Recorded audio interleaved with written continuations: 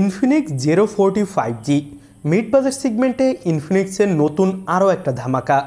অস্থির লেভেলের ডিজাইন, পাশাপাশি 144 হার্টজ রিফ্রেশ রেটের ডিসপ্লে, 2024 সালের ওয়ান অফ দ্য বেস্ট একটা ফ্ল্যাগশিপ চিপসেট এবং দুর্দান্ত ক্যামেরা কোয়ালিটি 50 মেগাপিক্সেলের সেলফি ক্যামেরার সাথে এই ফোনটা লঞ্চ করা হয়েছে। বলতে পারেন একটা ফ্ল্যাগশিপ কিলার ফোন। আর আজকের ভিডিওতে ফোনটা নিয়ে বিস্তারিত জানাবো আপনাদের। ফোনটার দাম কত কি হবে, কবে বাংলাদেশের মার্কেটে আসবে, এইসব বিষয় নিয়ে বিস্তারিত জানতে পারবেন। ফোনটার ডিজাইনের কথা বলতে গেলে ব্যাক সাইডে আপনি দেখতে পাবেন একটা সার্কেল ক্যামেরা বাম্প।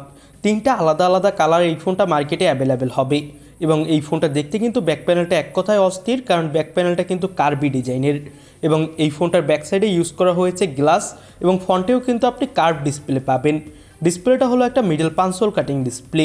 তো ওভারঅল যদি বলি তাহলে ফোনটার লুক ডিজাইন এক কথায় অস্থির। আর এই ফোনটা কিন্তু IP54 ডাস্ট এবং ওয়াটার রেসিস্ট্যান্ট। নিচের সাইডে সিম card slot, USB Type-C port পাবেন এবং এখানে কিন্তু ডুয়েল ন্যানো সিম কার্ড স্লট থাকছে।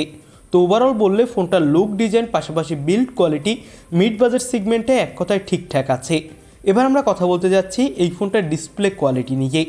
ডিসপ্লেটা হলো 6.78 ইঞ্চি মাপের, যেটা হলো ফুল HD প্লাস 144 হার্টজ রিফ্রেশ রেটের অ্যামোলেড প্যানেল এবং এটা কিন্তু একটা কার্ভ ডিসপ্লে, যেটা আগেই বলেছি।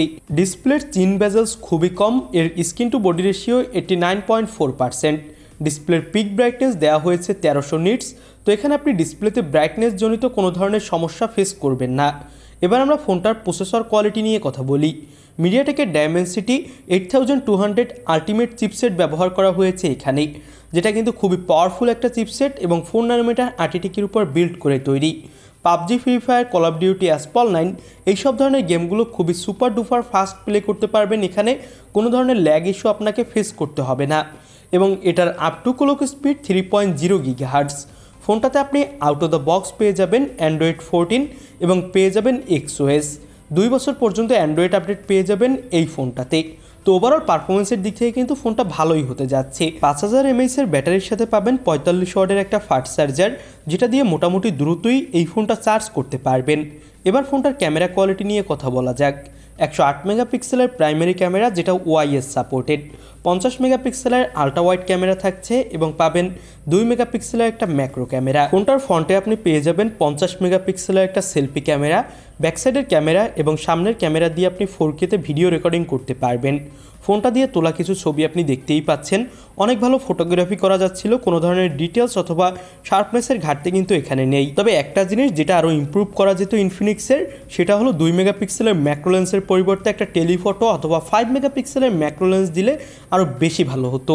সব মিলিয়ে একদম পারফেক্ট একটা ক্যামেরা ফোন হয়ে যেত। তো এই তো গেল স্পেসিফিকেশন। এবার আমরা এই ফোনটার দাম নিয়ে একটু কথা বলি।